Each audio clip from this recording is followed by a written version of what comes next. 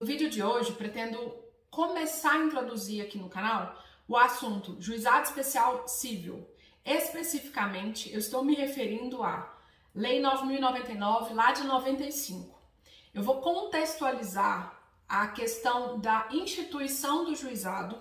Depois eu vou gravar um outro vídeo falando de maneira prática quais as diferenças em termos de audiência, tanto do procedimento do juizado quanto de vara civil, para auxiliar quem está começando e não sabe muita coisa, beleza? Muito mais fácil a gente entender por que o instituto foi instituído, vamos falar assim, quando a gente entende o porquê daquilo ter sido colocado à nossa disposição. O direito, ele é uma certa forma de resposta à evolução da sociedade. E antigamente o acesso ao judiciário era muito caro, era muito difícil, e somente as famílias mais abastadas poderiam promover ações perante a justiça, porque as custas iniciais eram muito caras para todo mundo. Mauro Capelletti viu as ondas renovatórias de acesso à justiça. São 3 ondas. A onda surgiu para facilitar o acesso do pobre à justiça, porque antigamente era só o rico que processava um ao outro. E a primeira onda surgiu para quebrar essa barreira financeira, abriu a porta do judiciário para que todo mundo pudesse entrar. O juizado especial, aí aqui nessa época, foi instituída a antiga lei da gratuidade da justiça, que é aquela que todo mundo ainda colaciona em petições, que é a lei 1060, lá de 1950. Para que aquela lei? Sempre que você tem uma barrinha depois da lei, é o número, é o ano da lei de promulgação, ok? Eu tô falando isso aqui, não é vergonha não saber. Eu aprendi muito disso aqui depois que eu me formei. Por isso que eu explico de maneira tão, talvez até tão básica, porque à medida que a gente entende isso, a gente trabalha melhor, beleza? Então, assim, não é vergonha não saber. Vergonha é ficar fingindo que sabe para querer se pagar de cult quando você não sabe nada, tá? Então, assim, essas coisas que eu tô falando, para quem já sabe, que bobeira, não tem problema. A minha comunicação aqui no canal é com quem não sabe nada. Então, assim, você que tá perdido, não sabe nada, bem-vindo, tamo junto, beleza? Vou continuar. Eu tava falando sobre a Lei de Gratuidade da Justiça, que é a antiga Lei 1060, lá de 1950, que foi, na verdade, alçada aos pobres como direito fundamental na Constituição Federal de 1988, lá no artigo 5º, e depois, com a Lei 13.105, que é o nosso Código de Processo Civil, tem um artigo que fala que basta simples petição para que quem afirma necessitar da gratuidade da justiça, que o juiz conceda isso. Seguindo, o juizado especial civil, aqui vai um adendo, aqui vai uma dica para você ver se a outra parte sabe do que ela está fazendo ou não. Em primeira instância, o acesso ao juizado especial civil ele foi instituído para ser feito como todo mundo que tem uma demanda de até 20 salários mínimos pode usar o balcão de atermação para fazer sua reclamação. Então, esse contato inicial da parte com o juizado não tem análise se necessita da gratuidade da justiça ou não. Então, quando você vai fazer a petição inicial do juizado especial civil, você não precisa pedir a gratuidade, porque o momento de aferir se a pessoa precisa não é quando ela entra com a ação, mas sim em fase recursal, quando você vai, depois que você teve a sentença, quando você vai entrar com o seu recurso inominado, que é o recurso cabível em sede de juizado, você vai dirigir esse recurso nominado para a turma recursal e aqui é que é feito o juízo de admissibilidade. Então, quando você ver algum advogado falando que em primeira instância, que é quando a pessoa entra com a ação, existe uma análise de gratuidade, essa pessoa está falando errado. E o que eu estou dizendo consta lá na Lei 9.099 de 95, que é a lei que abrange o juizado especial civil. Ok, até aqui? Continuidade, as ondas renovatórias da justiça foram 3 instituídas. A primeira foi facilitar o acesso do pobre ao judiciário. Segundo, essa onda renovatória começou a tratar sobre os direitos de fuga. A terceira onda renovatória consistiu em formas alternativas de solução de conflito. Então, por exemplo, a instituição das câmaras arbitrais, possibilidades de solução de demanda de maneira extrajudicial foi porque, primeiro, abriu-se a vala do judiciário para todo mundo entrar. Só que depois percebeu-se que à medida que você entrar no judiciário, todo mundo entra. Só que o sistema acabou ficando sobrecarregado. E aí houve uma necessidade, uma vez que os processos começaram a chegar de maneira... O judiciário mesmo não consegue entregar essa prestação jurisdicional que ele mesmo idealizou. Então foi necessária a criação de meios alternativos de solução de conflito. Aqui a gente está na terceira onda renovatória, beleza? Continuando com o juizado especial civil.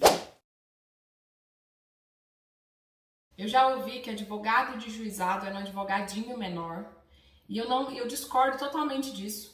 Aqui na minha cidade eu conheci um advogado que sustenta a família e muito bem, somente com demandas consumeristas. Claro que são demandas que o valor da causa ele é baixo, porque se em primeira instância a parte pode entrar sozinha, pelo balcão de atermação, numa questão de até 20 salários mínimos, em sede de juizado especial civil, Lei 9.099, a gente tem um limite de 40 salários mínimos. Então, a gente está falando aqui de ações de até 40 mil. Então, não é pelo fato da demanda ter este valor que o profissional que exerce esta advocacia é menor. Então, assim, eu discordo totalmente e não deixe, você que está começando, não ouça isso e se sinta ofendido ou frustrado, porque será necessária para que as partes exerçam o contraditório, que a justiça seja feita. O advogado é indispensável aqui e principalmente em segunda instância, que você vai argumentar mais matéria de direito, que você vai argumentar afronta a legislação federal. Então, tem quem faça. Essa é a nossa importância, vamos falar assim. Artigo 16 da Lei 9.099 fala sobre a audiência de conciliação. Artigo 27 fala sobre a audiência de instrução. 53 fala da conciliação na fase de execução em sede de juizado especial civil. E atualmente o sistema, a fase de execução em sede nacional, ela está muito melhor. Porque a gente tem o Teimosinha, tem o Cisbajude, tem uma série de outros recursos que foram implementados no ano passado pelo CNJ. Então, ainda no juizado, dá para você ter efetividade. Vou pontuar algumas diferenças entre juizado e justiça comum. Na justiça comum, você deposita o seu rol de testemunhas de maneira prévia e o cartório acaba fazendo a intimação das testemunhas. Em sede de juizado, você pode levar até 3 e você leva a testemunha, a menos que você faça um requerimento que ela seja intimada por via cartório. E você tem que apresentar esse pedido até 5 dias antes da audiência. Por prática, eu faço esse requerimento com data muito anterior, porque eu sei que para o cartório é difícil processar esses pedidos tão logo a audiência seja marcada, em decorrência do volume de serviço. Então, eu sempre peço antes, ok?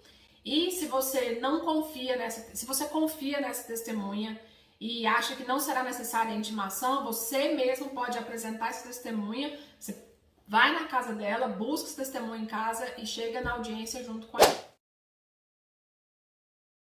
Também, em sede de juizado, a instituição de uma padronização procedimental que foi feita por meio do FONAGE. E o que é o FONAGE? Um permanente de coordenadores dos juizados especiais cíveis. E o FONAGE faz uma espécie de regulamentação de entendimento.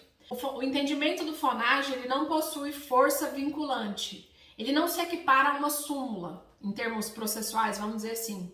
Só que o FONAGE serve para determinar a orientação. Por exemplo, em sede de juizado, se você estiver advogando para pessoa jurídica, quem tem que comparecer na audiência de conciliação é o preposto daquela PJ. Não pode ser por procuração. Na justiça comum, se a pessoa jurídica não quiser sequer comparecer em audiência, ela pode. Mas nesse ponto aqui, você tem que saber que a maior parte dos juizados aplica o FONAGE. Então, se naquela audiência não for o preposto ou quem estiver na audiência contrato social, você vai poder requerer que a demanda seja arquivada. De acordo com o enunciado 141, se essa pessoa não comparecer, o processo é extinto. Então, se você estiver advogando pelo requerido, você tem que lembrar disso na hora que você chegar na audiência. Então, se atenta para não comer mosca nesse momento, ok? A parte procedimental de uma maneira assim bem light, tá? Nesse vídeo, não vou esgotar juizado hoje. Quem preside a audiência de conciliação no juizado não é o juiz e não é o juiz leigo. Porque aqui no juizado, pelo menos aqui em Goiás, normalmente o juiz leigo faz a sentença que é homologada pelo juiz togado.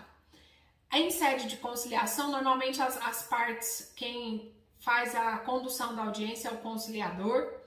E como advogado, eu sugiro que você ajuize bastante, que você pegue bastante ações para você ficar familiarizado com aquele ambiente da audiência, para você conhecer o perfil do conciliador e para você poder tranquilizar o seu cliente quando você chegar para fazer a audiência. Continuando a parte de audiências, se você chega para fazer uma audiência de instrução no juizado e a outra parte juntou a contestação na hora, e a contestação é grande ou tem uma série de requerimentos ou de documentos, não deixa isso passar batido, porque pode ser que a outra parte tenha juntado um documento que te prejudique.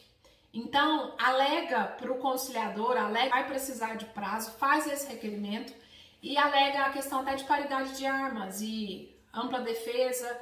Alega que se você não tiver o prazo, haverá o cerceamento de defesa. Acho que ele está previsto lá no artigo 29, parágrafo único da Lei 9.099. Então, lembra, para não comer mosca, para ficar atento nesse momento processual aqui. E pede a abertura de prazo. Além disso, argumenta sobre o artigo 139 do CPC, que você pode entabular negócio jurídico processual com a outra parte. Então vira para a outra parte e fala, olha, a contestação que você juntou está enorme. Eu preciso de prazo para analisar esses documentos.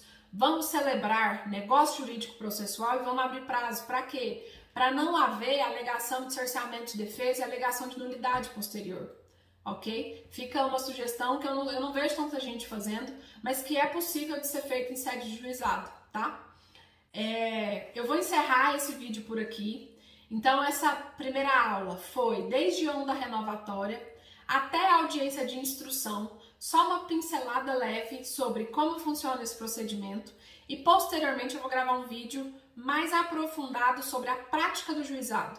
E a gente vai falar sobre a audiência de instrução no juizado, vai falar de sentença e de interposição de recurso, bem como de apresentação oral em sede recursal, como se comportar na audiência, mas eu espero assim que com esse vídeo você tenha um apanhado geral de onde você está e como caminhar em sede de juizado especial. Além desse vídeo, eu sugiro, eu sei que é um pouquinho chato, mas eu vou sugerir a leitura da Lei 9.099, atenção nos artigos que falam sobre a audiência de conciliação e se você estiver advogando, representando pessoa jurídica, se atente ao FONAGE. Ainda que não tenha força vinculante, a maior parte dos juizados tem aplicação de FONAGE e você, como advogado, tem que saber quais são os enunciados que são aplicados na sua comarca, mais aplicados no seu estado, ok? No vídeo de amanhã a gente vai estudar sobre a normatização